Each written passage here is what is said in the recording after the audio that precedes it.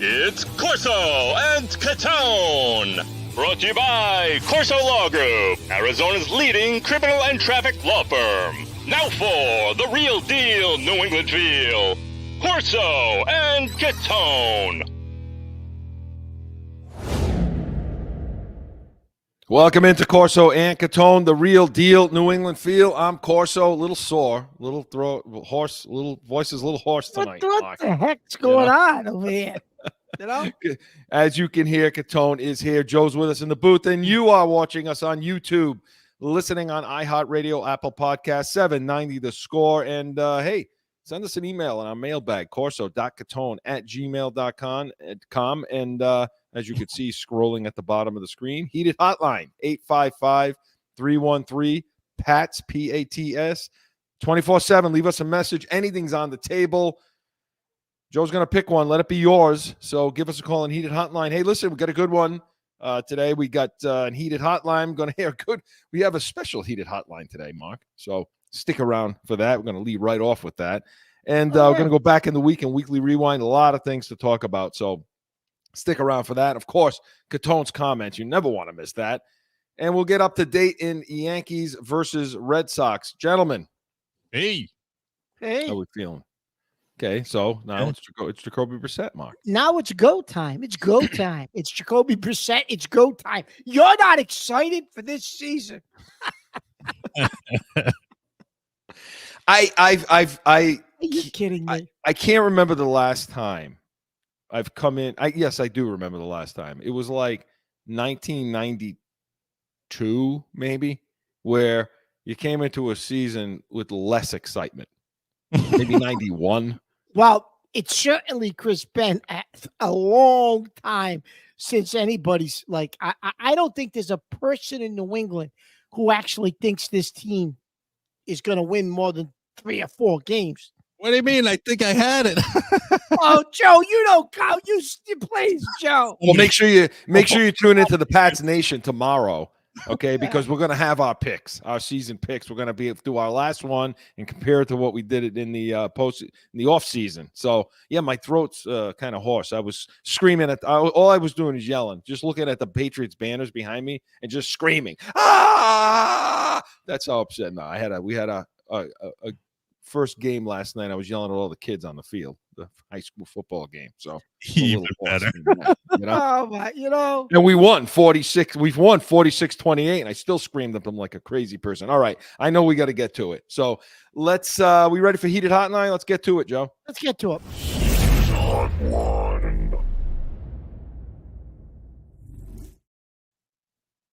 What blew me away more than Drake May, more than Brissett's shoulder injury, is Mayo admitting that the head coach of the offense, the head coach of a $9 billion organization, $9 billion. If Kraft puts it up for sale, he's going to want $9 billion.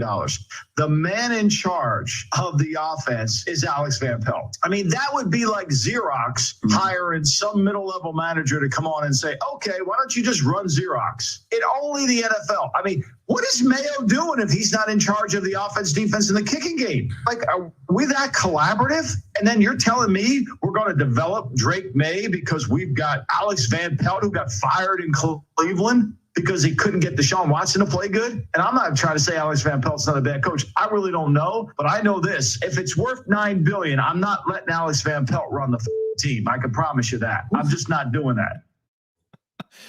Oh boy, Joe, that's a good. I didn't know you were good. I didn't like that one for a new style heated hotline. I love it. That, of course, and I heard that this week. That, of course, was Mike Lombardi. Okay, who's never.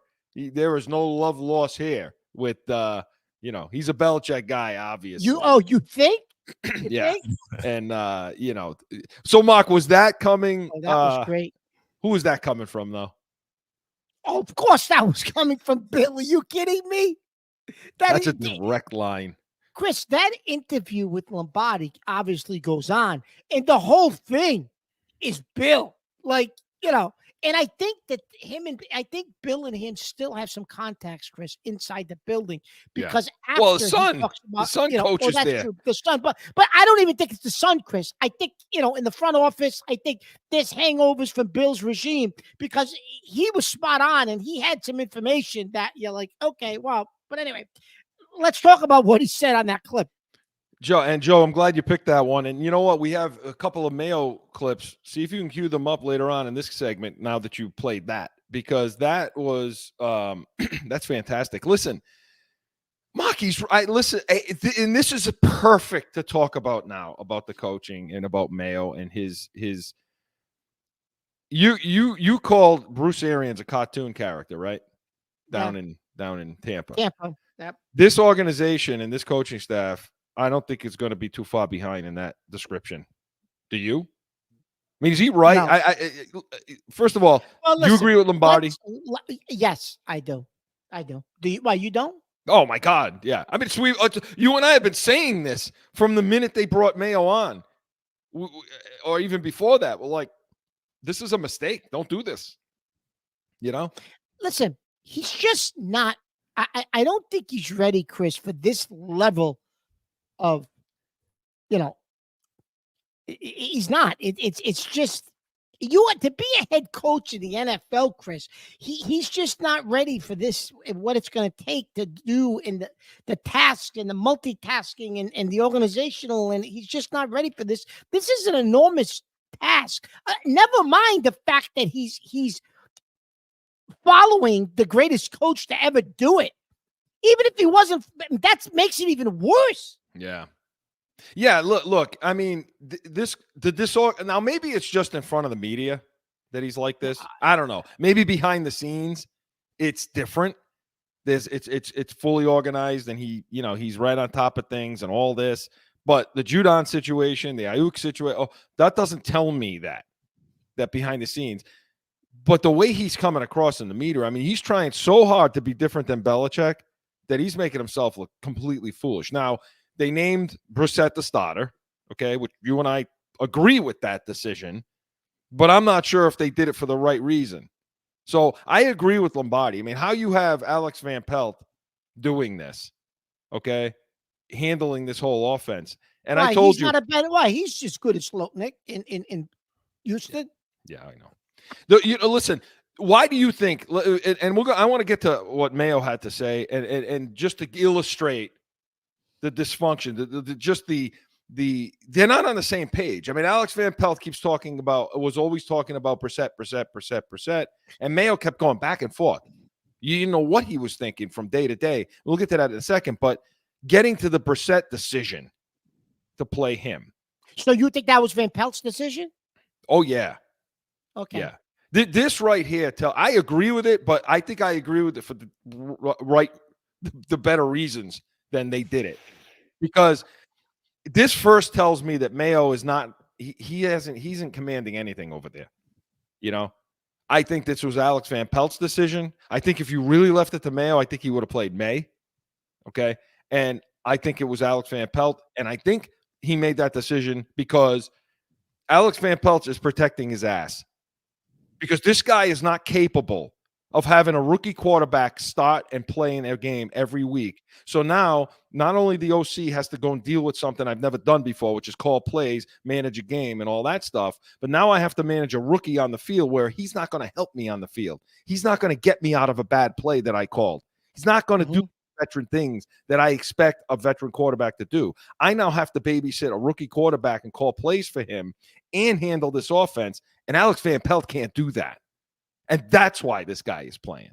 That's the reason, in my opinion.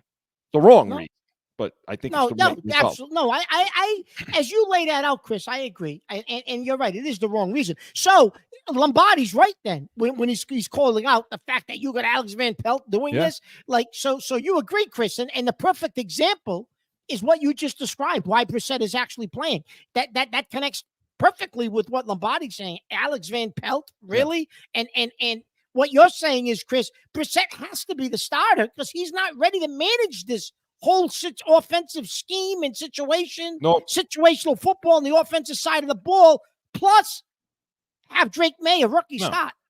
No, he can't do what McDaniels did with No. with Mac Jones, because Mac Jones was a Pro Bowler in the first year. Okay, alternate, but he still was. Slowick did it down in Houston with C.J. Stroud. With C.J. Stroud, yeah. This guy's not capable of doing that. And you know it's his decision, because Mayo keeps talking about this competition, this back and forth. And I want to play a couple of clips from Mayo, okay? Because he's all over the place, and it just goes to show you that he doesn't have command. So this was right after the game, after the Commanders game, okay, where he had this to say about the quarterback situation.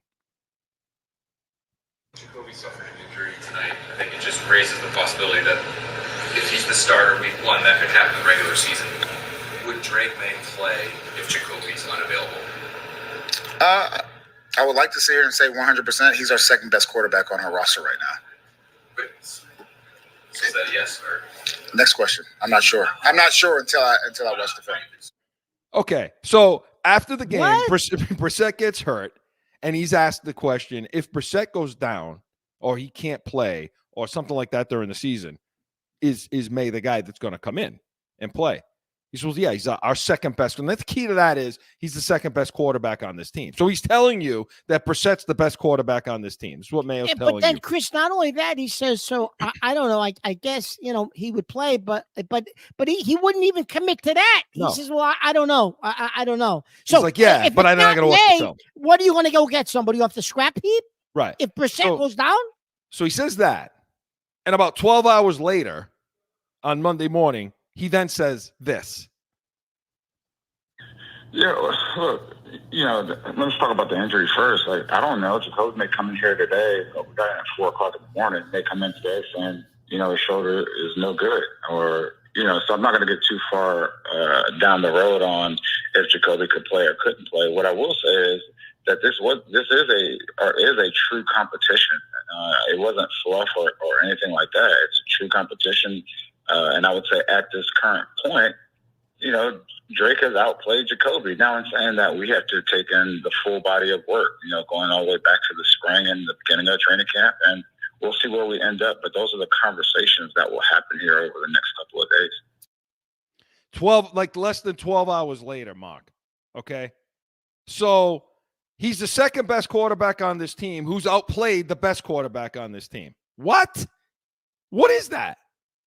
Chris, that doesn't even make sense. Like, he's making a fool of himself. What the heck kind of a comment is that?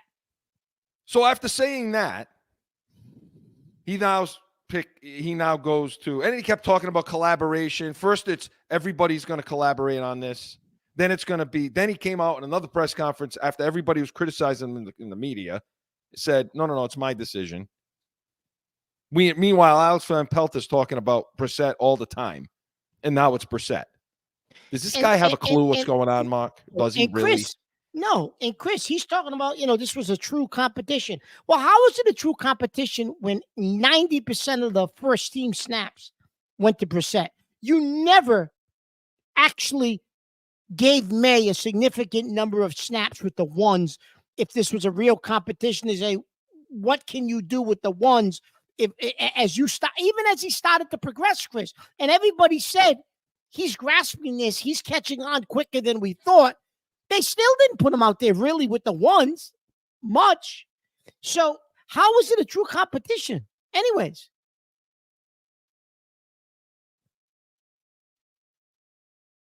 If their whole plan from the beginning was this, which I think it was, to say, look, we have a plan when we drafted this kid. We're going to ease him in. We're not going to play. Okay. If that was the whole plan, you're just going to stick to it. What's all this other minutia? What's all this other nonsense, Mark? Why go into the media and say this and that competition, and let's name him the starter right now? Maybe Belichick's way isn't so bad. Looking at this, it's not good for us. It's not good for the media. This is better, but right? Maybe it's not so bad. Yeah, no. But and Chris, listen. The moment Brissett came here and they signed him, Mayo even then, Chris, says, well, he's QB1. What? Right. They haven't even taken a snap yet. Right. So listen, this is just the example, and we've seen it all summer of these buffoons over there trying to massage this whole situation so everybody likes them. he's good with the media and all this other nonsense. But Chris, Mark, and then when he makes the decision, he said like yesterday afternoon, he says, well, no matter who we pick, he says that's the starter for now, but who knows? That doesn't mean that that's going to be the guy later. What? What are you talking about? Yeah, I mean, so listen, gear up, buckle up. It's going to be that kind of season. We're going to have all this crap in post-game press conferences and all this nonsense going out. But we agree, both of us agree with Mike Lombardi. Alex Van Pelt, forget it. We've been saying this all along. So, Joe, good stuff. Heated Hotline was presented by CORSO Law Group, Arizona's leading criminal and traffic law firm, CORSOLawGroup.com. Allow us to be your voice. Hey, we come back. Going to go back in the week and weekly rewind. No flipping.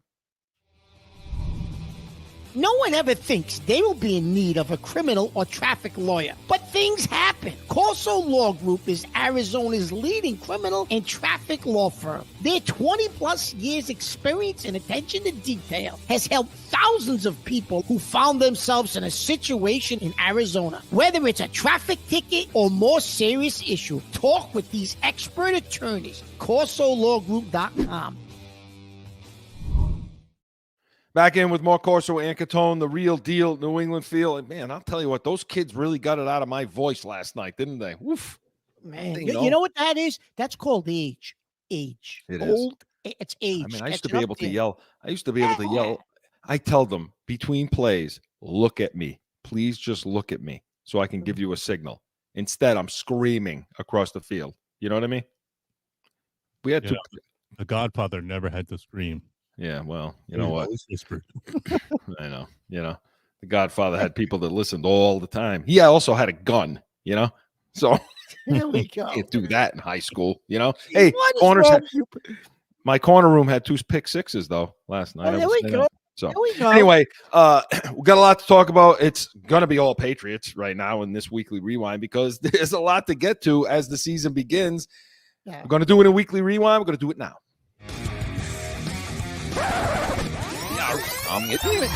Going back through the week, about a weekly rewind.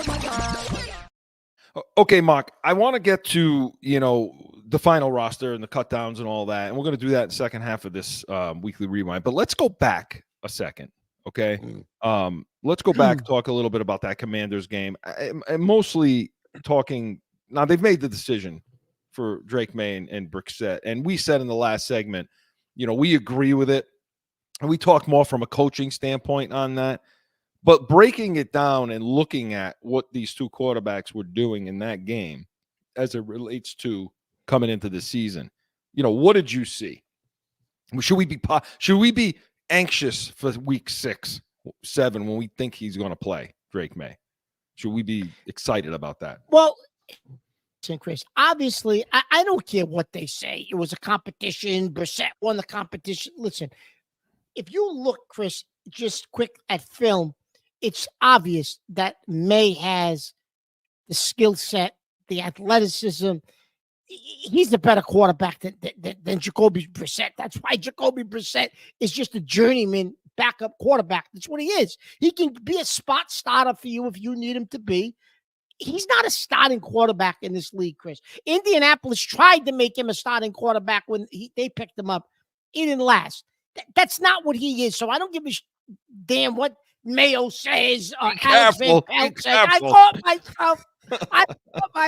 I don't care what they say, Chris. That's a bunch of BS. Listen, against the Commanders, Drake May, Chris, showed good footwork, moved in the pocket, made the right reads, checked down, made quick decisions, was decisive. However, as I went back and looked at the tape of that game again, he still moves in the pocket, but he moves himself into bad positions though, Chris, because he reads something, he gets a little anxious still, and he slides the wrong way sometimes, Chris, where he's sliding into something or into pressure where he doesn't necessarily have to. Like his feet get a little happy on him at times. And I did notice that in that Washington game still. And then there was one play, Chris, against Baker caught that 13-yard crosser. Yeah. When they were at like midfield, and it was a great throw. Baker caught the ball across the middle, looked great. But if you go back and watch the film, underneath was a totally blown coverage by Washington. Yeah. KJ Osborne breaks free underneath a Baker. If he throws it to Osborne, Chris, there's nobody there. He might have ran. He might have went inside maybe a touchdown. He would have went 30 yards. He would have went further than Baker because Baker dragged the only defender that was there with them on the crosser. It was blown coverage. There was nobody there underneath. Yeah. Osborne ran for days, and May missed it. So the pass to Baker was a real good pass. But if you go back and look at the tape, you're like, yeah, it was a good throw, good read, but he still missed it because that ball, Osborne, was wide open, Chris. Yeah, and so I mean, I think I agree with you. He creates his own pressure at times. And so but I'm all said, Chris, he's leaps and bounds better than he was 6 weeks ago. I'm excited about what's to come with him. Me too. I'm not excited about his OC, which we already talked about, but I'm excited about what's to come for him. And I will give Alex Van Pelt some credit about the fact that he's come a long way since the beginning. But I want to talk about the offensive line for the last couple minutes we have in this segment. Okay. So after that game, and by the way, we'll get to the roster stuff on the other side, but as to who all the waiver wire cuts that they brought in, which just tells you how bad this O-line is. They had like 10 penalties called against them in the something like that in the first half of the whole game, and like 8 of them accepted, and they had 4 illegal procedures against Okorofor. Okay. Where that rule where your helmet's got to be on the center's belt, and he just keeps lining up. It was so bad. Okay. I mean, it was Joe, do we have that audio from the official?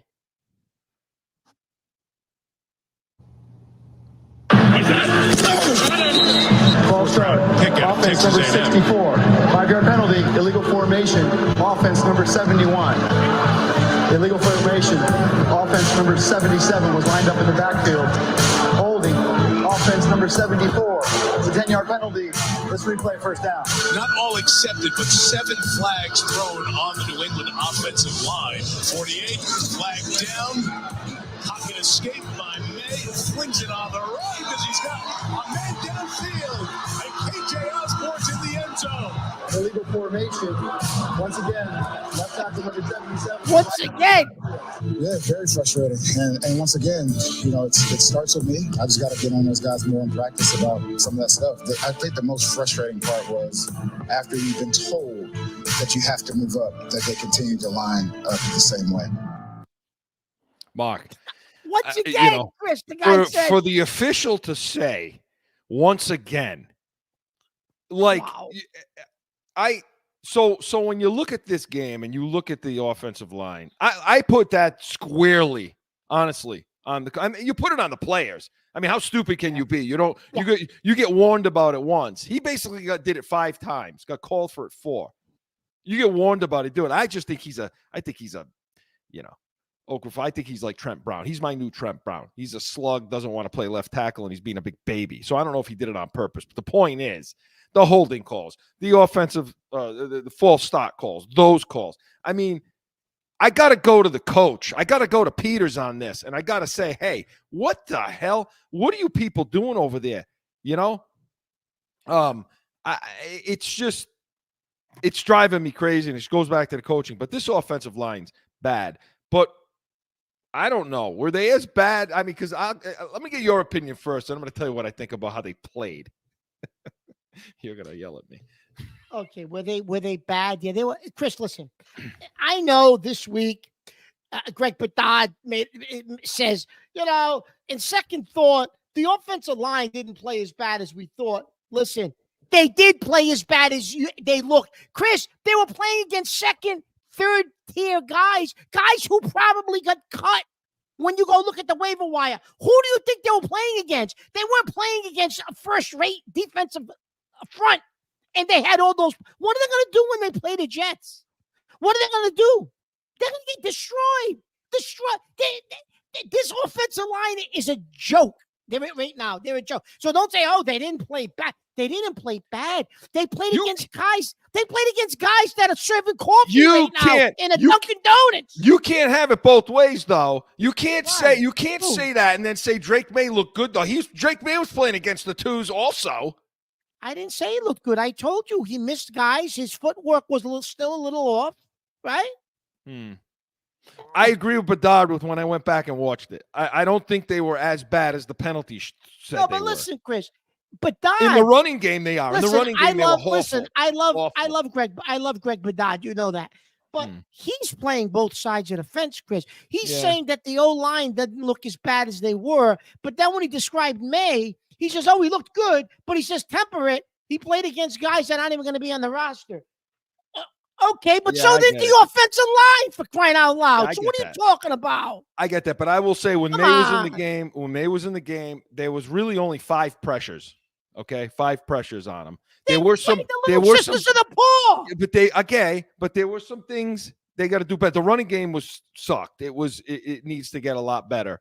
But the point is, I'm not completely on the ledge. I think I think these are things. I'm on the ledge. I'm on the ledge with the offensive line. And don't forget that Andrews ledge. didn't play.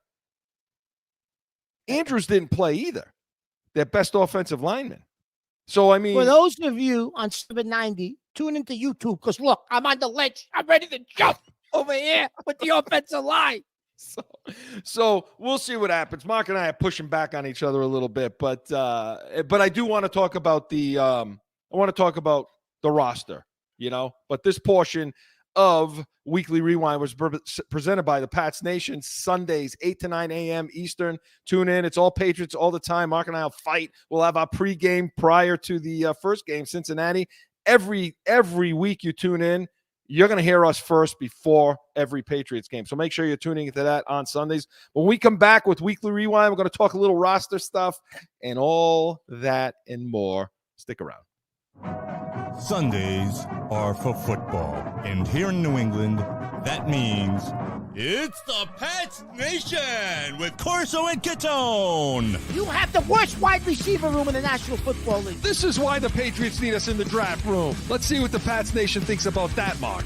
Starting June 30th, Sundays, 8 to 9 a.m. on 790 The Score. Back in with more Corso and Catone, the real deal, New England feel. All right, Mark. Tomorrow on the Pats Nation, we're going to break down the roster in greater detail than we're going to do now because of time constraints and things like that. So, but there are a few positions I want to talk about, in this segment and in the final roster. So let's talk about the offensive line. Let's talk about the wide receivers, but let's start with the wide receivers on offense. Okay. So they did. They first came out where they didn't cut Rieger right away. So you were looking at Osborne, Pop, Douglas, Polk, Baker, Thornton, Butte, and Rieger when the final 53 came and that was because Bourne is on IR. Right? Yeah, and Bourne will be on the pup. He's on pup. So he's going to miss at least 4 weeks. And I told you in the offseason, this guy's going to miss half the season. Yeah, okay, so bank on it. All right. So don't even think about Bourne at this point.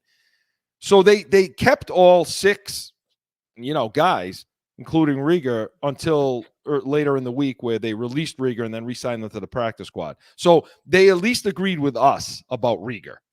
And they thought Butte had more upside, which I'm shocked that they actually agreed with us, Chris. Yeah, me too.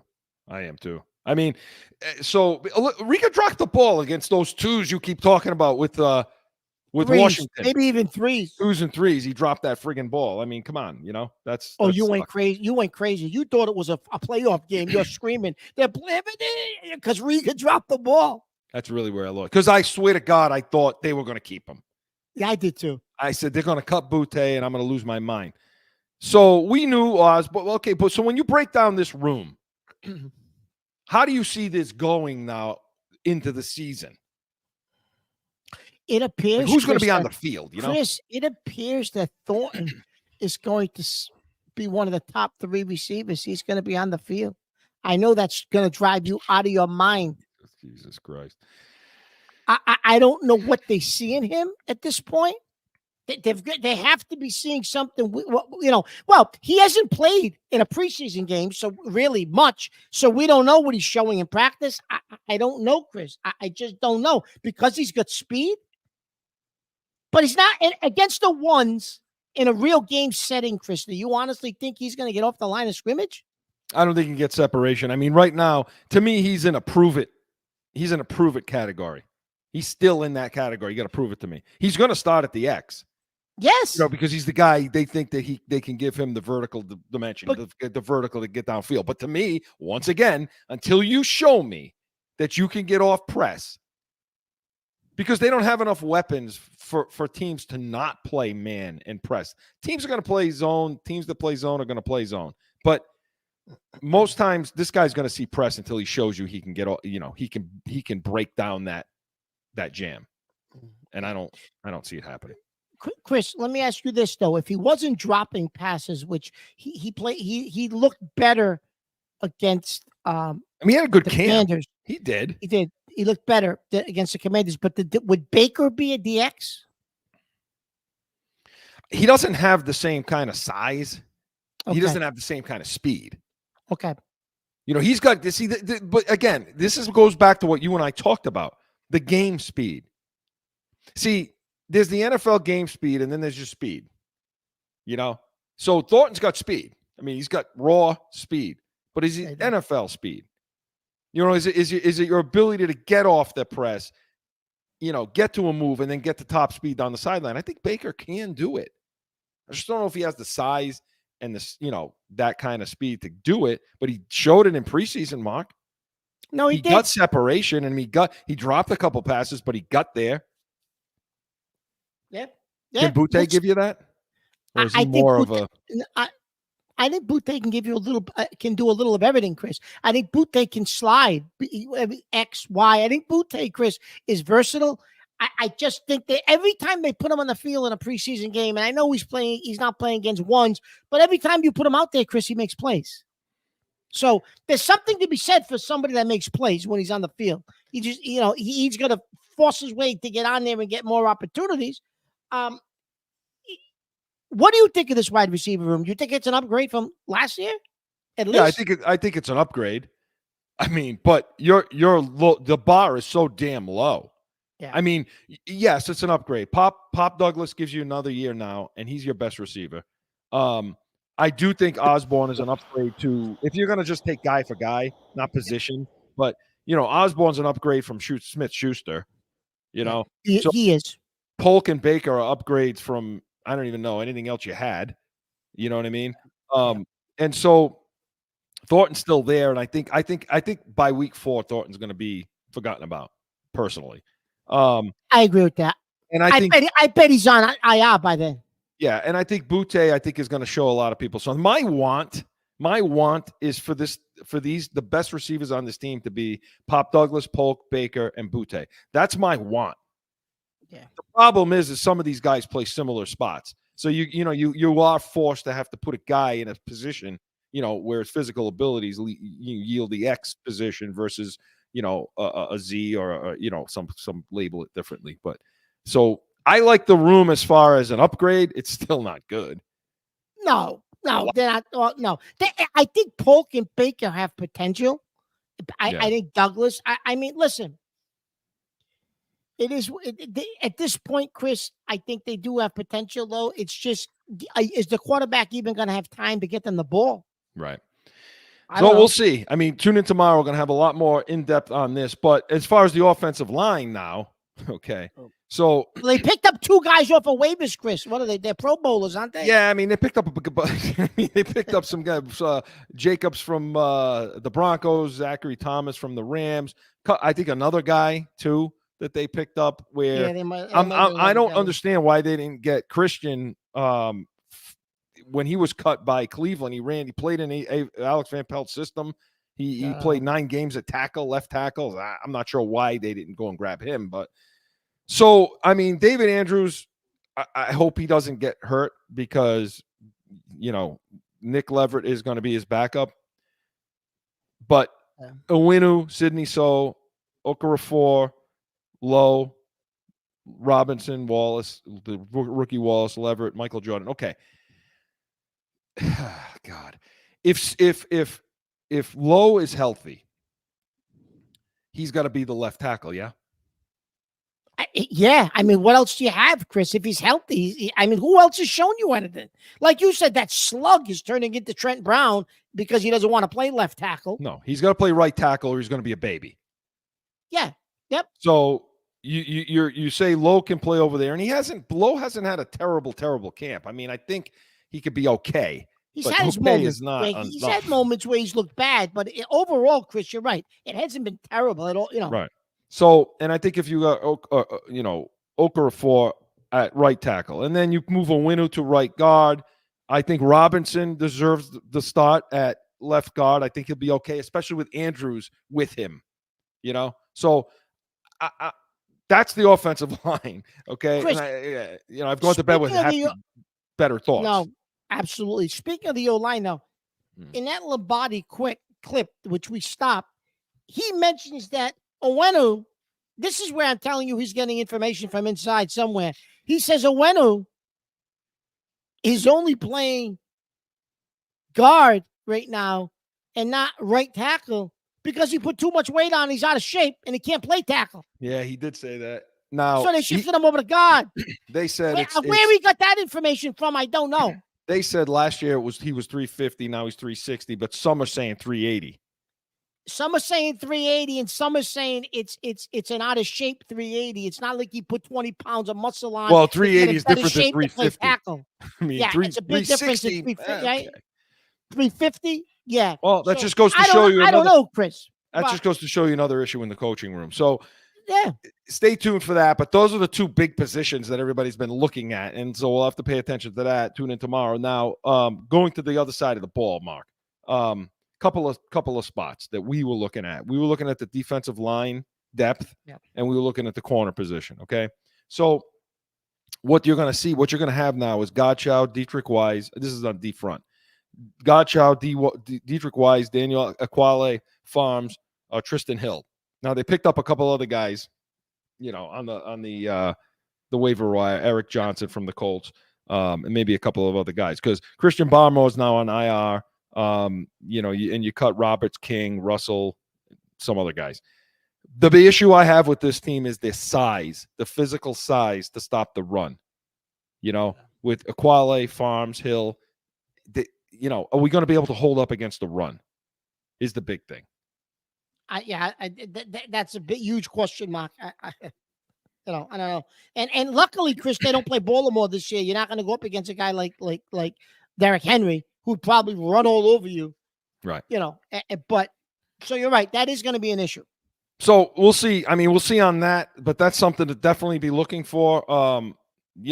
The size and Barmore, they've designated him to come back. So that's a good thing.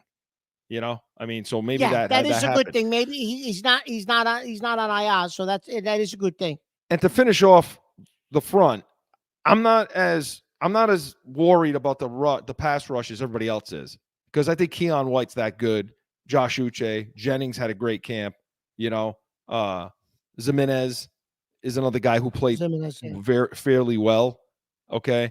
And so I'm okay with that. With the pass rush is depth. If a couple of guys get hurt, you don't have any depth there. Because you lost Judon. Right. And the depth is questionable there. So I mean, I think I do. All things being equal, and they stay healthy, I think I'm not as upset or worried about the pass rush. Now going to the corner room, Mark. The last 2 minutes we have left. Oh boy. So these guys are going to be tested too. So you end up with Gonzalez because I'm good with the safeties. I'm fine. I'm okay. I feel good about the safeties, and we worried. What's going on with Mapu? Mapu, they put him on. He's on IR right now. Mapu's on IR, but IR one. I think he can come back. Okay. But the corner room now, we know Christian Gonzalez is on one side. You got Jonathan Jones, Marcus Jones. Now they kept Alex Austin, Bolden, who I think they then cut and put on the practice squad. They did. Wilson and Dial. Dial, the rookie, Chris, had a bad camp. I'm surprised that they didn't cut him. No, They didn't cut him. I thought they'd let him go, Chris, because he would have definitely cleared waivers, and, Right. and you could have put him on your practice squad. You could have reclaimed them, but so what's going to happen is it's going to be the thing that we didn't want to happen. It's going to be Jonathan Jones playing a boundary corner up opposite Christian Gonzalez. It's going to be Marcus Jones playing in the slot, which is fine. I'm good with him in there with his speed. Yeah. But your drop off. What the hell do you do if something happens to Jonathan Jones? Now you're putting Alex Austin out there. You're putting Bolden. You're putting Dial. I mean, damn. Chris, just go sign Gilmore. Oh, he already signed with somebody. Yeah, I'm right. sorry. He already did that, So I'm sorry. It's this team on defense, Mark, okay? They are not going to be what people think they're going to be. They're not going to do it. It's not going to happen. Chris, were you surprised they cut Sean Wade? Didn't you think he was a little bit more versatile? He could have played outside or inside for you, or you think they have enough? I do, but I don't think the inside's the issue.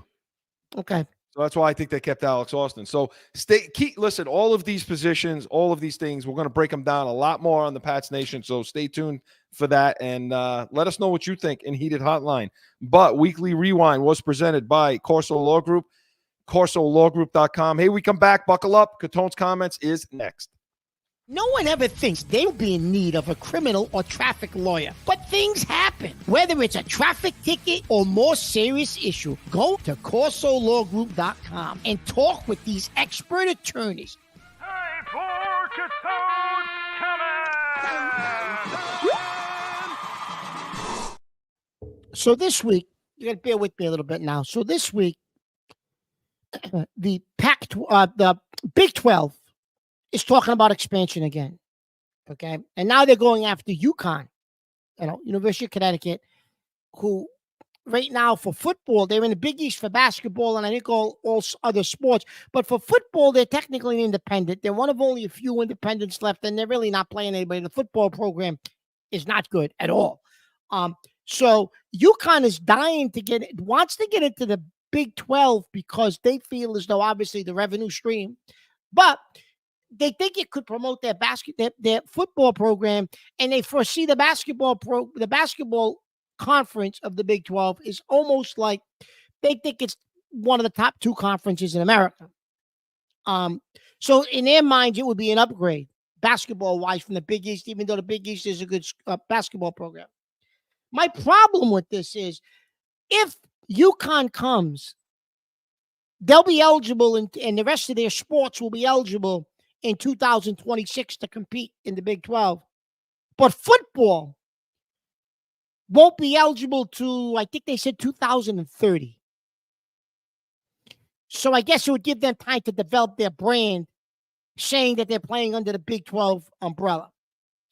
Here's my problem with this. And they're ruining college athletics, and something has to be done with college athletics. And no one is, I don't think anyone's really paying attention to what is happening. So what the Big 12 is doing is they're separating. Now it's all about money. They're separating by telling you UConn will be eligible in 2030.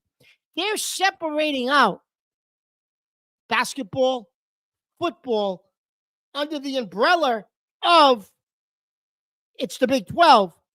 Now, when their TV contracts come up, TBS just lost basketball, NBA basketball, $1 billion contracts, these TV rights they're giving out for these things, these sports.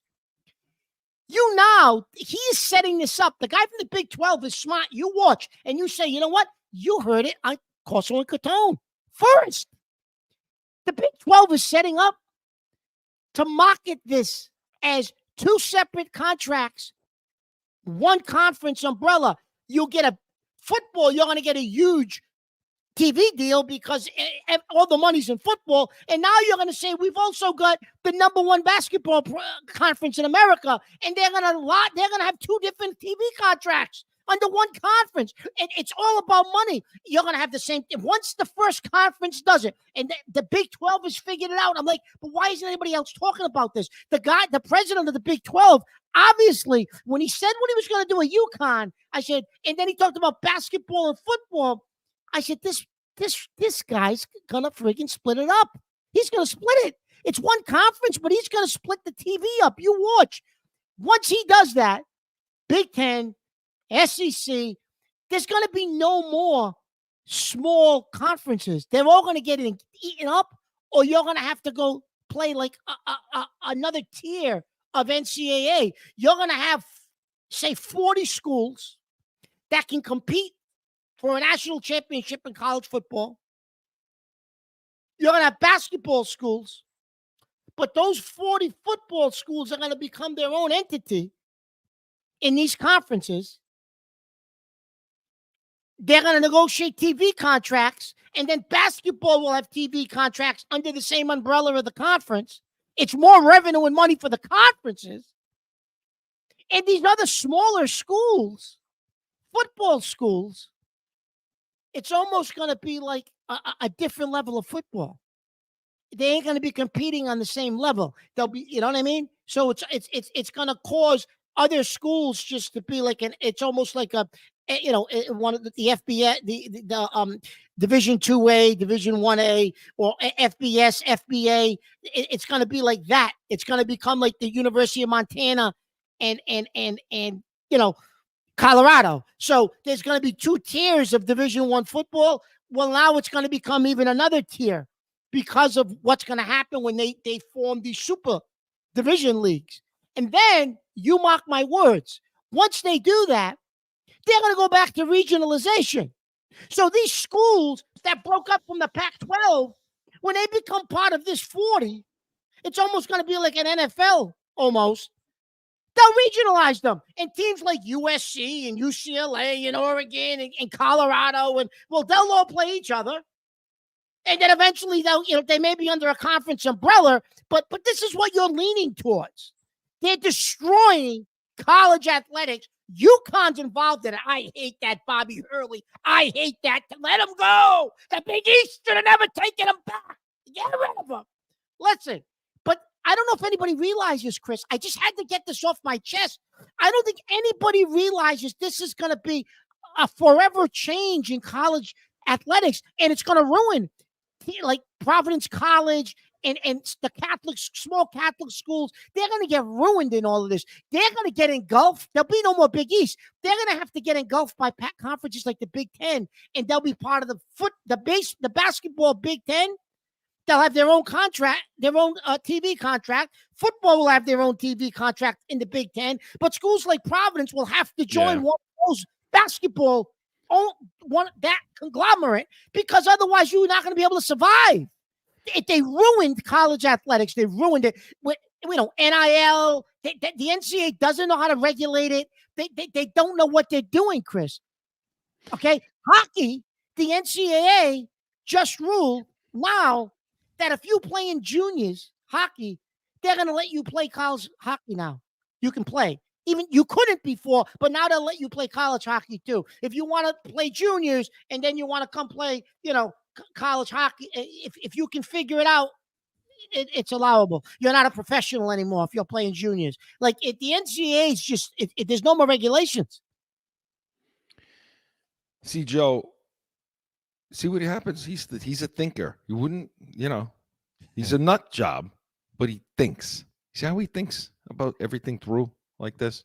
Oh, yeah. That's why I love him. I see it. Because he and gets I know everybody I went on out a tangent, and I apologize to our fans. He gets everybody but I out had there to get to it think. off my chest. He gets everybody up there to think. Comments. That's why we pay him the big bucks. But it raises a lot. Yeah, it is right. A lot of. They give me Joe. He gives me a bag of pretzels and a Diet Coke. But Mark, taking that to the next step, and I know we got to go, but taking that to the next step, what does that mean for the portal? What does that mean for the NFL or the NBA or what does it mean for the pro stuff? Because guys now are going to be less willing to move to go out to smaller schools. They're not getting the TV. They're not getting the pub anymore. And that's how these big schools keep their guys now. Yeah. That's how Alabama. Am I missing it? I mean, that's how? No, and Chris, and I read something yesterday that said, eventually, with all the money that they're making now, you don't have to get into the NFL draft. You can wait, or the NBA draft. You can wait now. There's no reason to come out early. And somebody even said, well, why are you going to have a draft? Why can't it be like free agency? Wow. Teams negotiate with what players they want. I think you and I'll be ready for the gas pipe if they get rid of the draft. Mark. But no, it's all. Listen, this is a good Catone's comments. Think about it. Yeah, think about it. Think about what it means for the NFL. Think about what it means for guys staying put and not moving, not going into portals, because they're not going to get as much press, publicity, TV stuff as you would if you stayed in the big conferences now, right? But it does ruin your Mr. PC Fryer there. Kind of destroys that. I hate Connecticut. I hate Hurley. Listen, I didn't want them back in the Big East. I don't care how many national championships they won. Go, get out. Go. See ya. Goodbye. Good stuff, Moxie Joe. See everybody out there? Think. Make sure you think it through like Mark's doing. Good stuff, Mark. Catone's Comments was presented by the Pats Nation, Sundays, 8 to 9 a.m. Eastern. All Patriots, all the time. It's going to be the first pregame show you hear before every single Patriots game, pretty much because they're playing always at 1 o'clock. No night games for them. So make sure you're tuning in Sundays, 8 a.m. But when we come back, going to do a little baseball. Yankees versus Red Sox is next. Sundays are for football. And here in New England, that means it's the Pats Nation with Corso and Catone. You have the worst wide receiver room in the National Football League. This is why the Patriots need us in the draft room. Let's see what the Pats Nation thinks about that, Mark. Starting June 30th, Sundays, 8 to 9 a.m. on 790 The Score. Back in with more Corso and Catone, the real deal, New England feel. All right, it's baseball time. It's still baseball season. Even though we're ready to move on to football, we can't. Oh, I know you are. We can't leave these guys in the lurch. So let's talk Yankees versus Red Sox. Joe.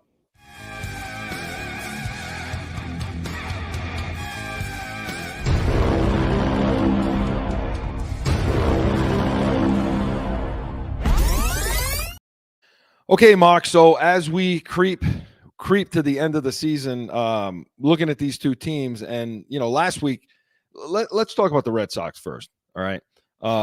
So they're sitting in as of Thursday, 69 and 65, and now you're starting to see, but they're still as of Thursday 3.5 back. Well, Chris, in the wild card, but they're still maintaining that 3. When we put this segment in, they were 5.5, almost 6 out. And I said to Chris, well, we better talk about baseball because this is, they're finished. So let's just talk about it because the Red Sox are done. They faded. And then all of a sudden, they win 4 in a row. A couple of teams lose. And now they're back to 3.5. Right. Chris, I'm going to say this to you. They're not going to make the playoffs. I'm watching this, and they're starting to hover back around where we thought they would be, Chris. The 500 mark. You said 85, 86 wins. Yeah. Maybe that's their limit. And how many games over 500 are they right now? They're only 4 now. Well, as of Thursday, they were 4. Okay. So they they're came starting. Back. They were 10 last week. 10, but now they're starting to come back to where you and I. I have a question, though. I have a question for you as the baseball guy. Explain why, because it looks like core is not going to be enough. This is we think he's been carrying this team. Oh, he has. But why is it that when I watch this pitching staff, and the pitching coach to me is somebody that needs to go because they raved about him at the beginning of the season, Chris, because they were throwing all these sweepers and off-speed pitches, and they were praising him early. Remember? Why don't they have the eggs to stand on that mound and throw heat? When you come against that team, but when you come against that team, you know full well it's off speed. It's going to always be off speed. Nobody's going to challenge you. No, that's just not what they do. Well, it's one of the problems. That's not his philosophy. And that's the reason why you saw the pitching staff have success at the beginning. And now you're seeing these teams more and more and more. And the philosophy staying the same. You can only throw speed for so long, Mark, before they No, you're right. Understand. You're right. Listen, and the other thing, Chris, is you're 100% right. And the other piece of this is, we've been praying. You and I have praised Cora all year. But listen, the other night, the right fielder O'Neill's in right field. Yeah. There's a ball hit out there to him. Chris, the throw he made, my son could have made a better throw at 12 years old from right field. Not that he played right field, but he could have made a better throw. This guy's a Major League Baseball player. Listen, I'm in my 50s popping nitroglycerin pills, and I could have made a better throw from right field than this guy. Then you got the left fielder. I think it was I don't know if it was I'm not sure. I forget who it was in left field the other night. It was a fly ball, Chris. Yeah. He runs right by the ball. The ball goes right. It was a routine fly ball. And then on TV, you got Euclid saying, well, there's a wind tunnel over there in left field, and it's tougher than it looks. Tougher than it looks. Yeah, you can't go by them. That broadcast is that broadcast. I could call it a dumpster fire, but that would be rude to say to dumpster fires. That broadcast.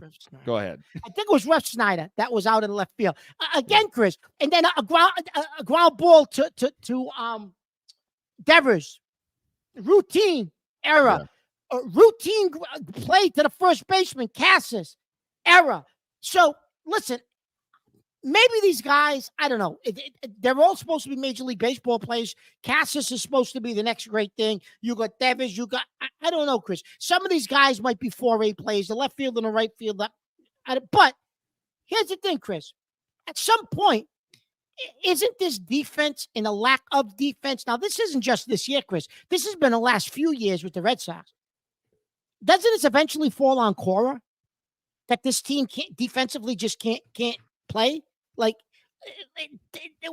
there's got to be some accountability on Cora that this team just can't defensively cut it. This isn't just this year. Yeah. He's going to look at some of his position coaches. He's Something's going on. I think he's done a fantastic job this year, so I'm not going to count him. But no, you're right. Defensively, they've been bad for several years. I mean, it hasn't been good. Right. Yeah.